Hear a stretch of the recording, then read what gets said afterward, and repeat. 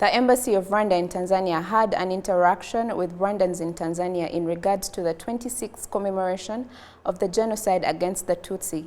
Some of the things that were discussed was how the genocide was planned and put in action, as well as genocide ideology and denial.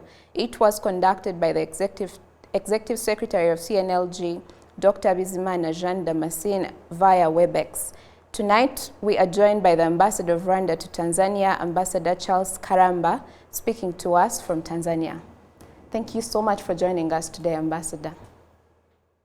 Thank you.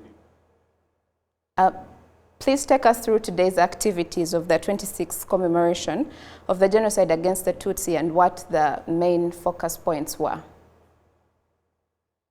Yeah, thank you. So today's activity is one among other activities that we've been doing since 7th July, and which is supposed to continue for the next coming 3 months.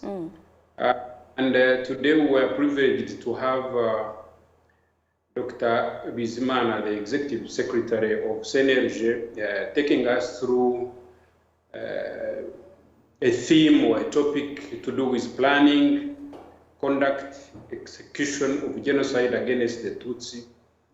And he went up to the current status where we are to do with the denial and the trivialization of genocide against Tutsi.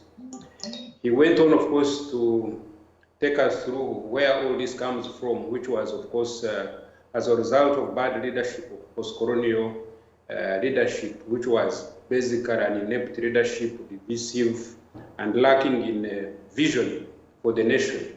And of course, using media as a tool. Apart from today's activities, what are other plans or any activities planned for the next 100 days for the commemoration? The next 100 days will be a continuation of what we've been doing. Of course, among other things that we did was we have a monument in the East African Community Headquarters where we went, our people and a few others, of course, observing the current context of this pandemic, laid a wreath there in commemoration. We've come up with a document which we have published in the national newspapers here to try and educate people about genocide against Tutsi in Rwanda and where we are today. So in the future, we plan to continue things to do with social media distribution, of course, in partnership with the One UN office here. Yes, so we are working together in distribution of materials, videos of survivors, testimonies, etc.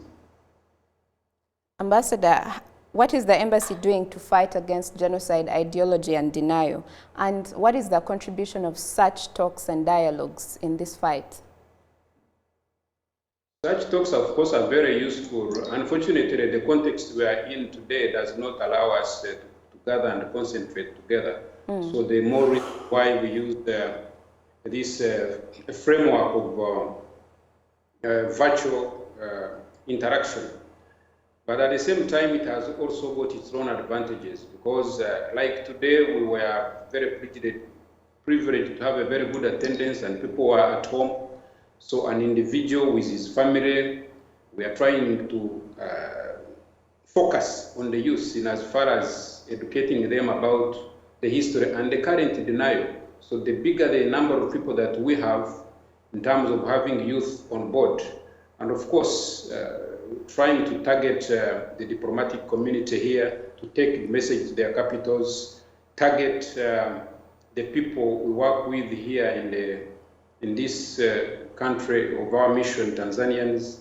So basically that's what we plan to do, approach schools, approach universities. Unfortunately, what the means that we are using today are not enough, but all the same, we have to try and pursue the deniers and those who trivialize the genocide against Tutsi. Well, many thanks for joining us tonight, and thank you for your time. Thank you, brother.